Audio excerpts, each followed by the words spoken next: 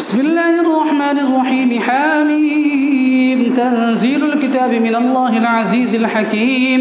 ما خلقنا السماوات والأرض وما بينهما إلا بالحق وأجل مسمى والذين كفروا عما أنذروا معرضون. قل أرأيتم ما تدعون من دون الله أروني ماذا خلقوا من الأرض أم لهم شرك في السماوات ائتوني بكتاب من قبل هذا أو أثارة من علم إن كنتم صادقين.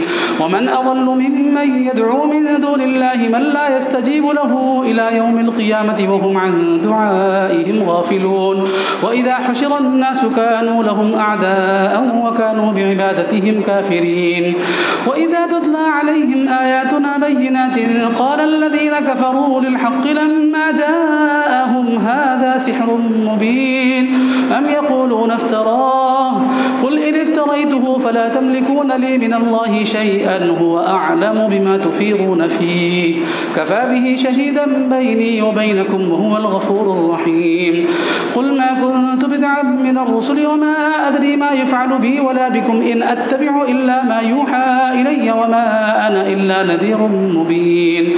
قل أرأيتم إذ كان من عند الله وكفرتم به وشهد شاهد من بني إسرائيل على مثله فآمن واستكبرتم إن الله لا يهدي القوم الظالمين. وقال الذين كفروا للذين آمنوا لو كان خيرا ما سبقونا إليه وإذ لم يهتدوا به فسيقولون هذا إفك قديم.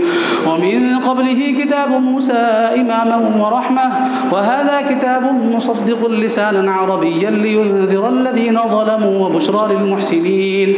إن الذين قالوا ربنا الله ثم استقاموا فلا خوف عليهم ولا هم يحزنون أولئك أصحاب الجنة خالدين فيها جزاء بما كانوا يعملون. الله.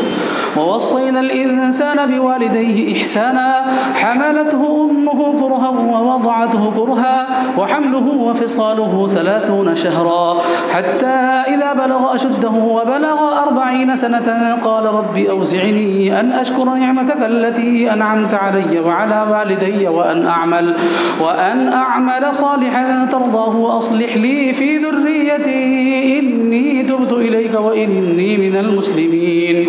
أولئك الذين نتقبل عنهم أحسن ما عملوا ونتجاوز عن سيئاتهم في أصحاب الجنة وعد الصدق الذي كانوا يوعدون. والذي قال لوالديه أف لكما أتعدانني أن أخرج وقد خلت القرون من قبلي وهما يستغيثان الله ويلك آمن إن وعد الله حق فيقول ما هذا إلا أساطير الأولين.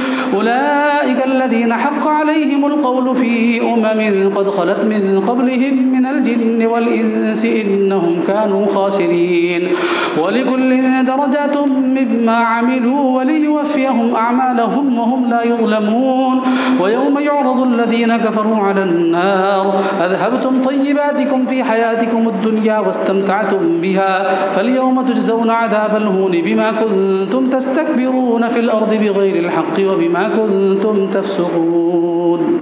واذكر أخا عاد إذ أنذر قومه بالأحقاف وقد خلت النذر من بين يديه ومن خلفه ألا تعبدوا إلا الله إني أخاف عليكم عذاب يوم عظيم. قالوا أجئتنا لتأفكنا عن آلهتنا فأتنا بما تعدنا إن كنت من الصادقين. قال إنما العلم عند الله وأبلغكم ما أرسلت به ولكني أراكم قوما تجهلون.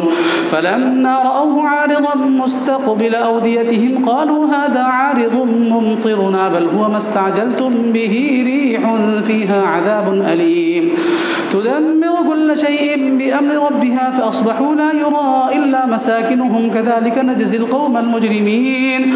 ولقد مكناهم في ماء مكناكم فيه وجعلنا لهم سمعا وأبصارا وأفئدة فما أغنى عنهم سمعهم ولا أبصارهم ولا أفئدتهم من شيء إذ كانوا يجحدون بآيات الله وحاق بهم ما كانوا به يستهزئون. ولقد أهلكنا ما حولكم حولكم من القرى وصرفنا الآيات لعلهم يرجعون فلولا نصرهم الذين اتخذوا من دون الله قربانا آلهة بل ضلوا عنهم وذلك إفكهم وما كانوا يفترون وإذ صرفنا إليك نفرا من الجن يستمعون القرآن فلما حضروه قالوا أنصتوا فلما قضي ولوا إلى قومهم منذرين قالوا يا قومنا إنا سمعنا كتابا أنزل من بعد موسى مصدقا لما بين يديه يهدي إلى الحق وإلى طريق مستقيم يا قومنا أجيبوا داعي الله وآمنوا به يغفر لكم من ذنوبكم ويجركم من عذاب أليم ومن لا يجب داعي الله فليس بمعجز في الأرض وليس له من دونه أولياء أولئك في ضلال مبين أولم يروا أن الله الذي خلق السماوات والأرض ولم يعي بخلقهن بقادر على